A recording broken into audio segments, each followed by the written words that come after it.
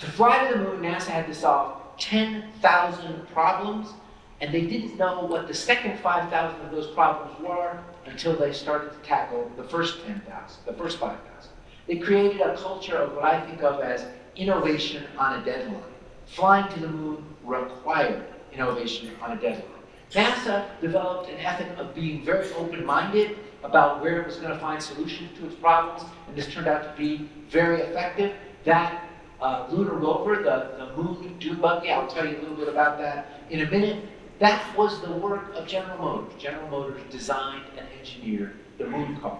And the spacesuits were high-tech marvels, 21 layers of nested fabric. They were the work of Playtex, the cross-your-heart bra people that persuaded NASA they were the right company because they knew about fabrics that had to be both close-fitting and flexible. By the way, the Playtex choice worked out really well. That division of Playtex still makes every American spacesuit. It took 410,000 people back on Earth to fly 11 Apollo missions. That's more people than were fighting in the Vietnam War for 3 years of the war in order to fly 11 flights to the moon. 410,000 people, 20,000 companies. We think of the story in terms of the astronauts, and we think of the astronauts as being courageous and daring, and they absolutely were. But you know what? The engineers and scientists and factory workers were also courageous and daring. They had to be. Their work had to be perfect in order for the astronauts to do their work. How demanding was the work back on Earth? As part of my reporting and research for the book, I decided to try and add up the total number of hours that flying to the moon took back on Earth. How much work did all those engineers, scientists, and factory workers do? The kind of task that could seem like a waste of time if your book editor is looking over your shoulder. You're doing what? Here's what it looked like.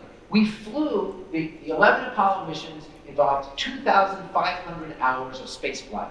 Flying to the moon, orbiting the moon, landing, walking around, driving around, flying home. 2,500 hours total, about 100 days in space.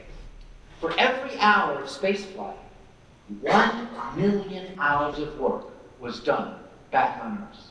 What's 1 million hours of work? Well, a typical American will work 100,000 hours in their entire career. So 1 million hours of work is the entire careers of 10 people. Just pause and think about that for a minute. For every hour of spaceflight in Apollo, for every hour those guys were heading to the moon or walking on the moon, 10 people gave their entire careers to get them ready for that 1 hour.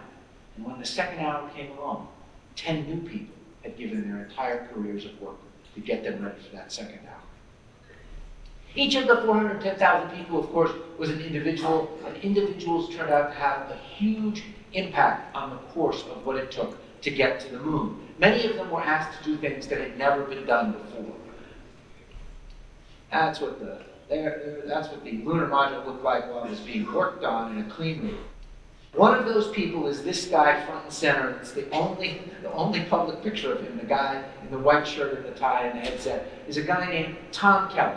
Tom Kelly was a senior engineer, a senior aerospace engineer at Grumman on Long Island, and his job was to invent the lunar module. His job was to invent a spaceship that would only fly in space. This was something completely new. If you have a ship that can only fly in space, there's no way of testing it before you start using it. There's no flight test. There's only the mission. The first time you put it in space, you are actually using it. And what that means is you have to design it and build it right the first time. You actually have to design it and build it right perfectly, because in space, even the smallest error can be a disaster. This wasn't just new. It required a whole new way of thinking about engineering work, engineering design, and the standards for performance. And what Kelly did was he created a whole new culture in the factory at Grumman in Bethpage, Long Island.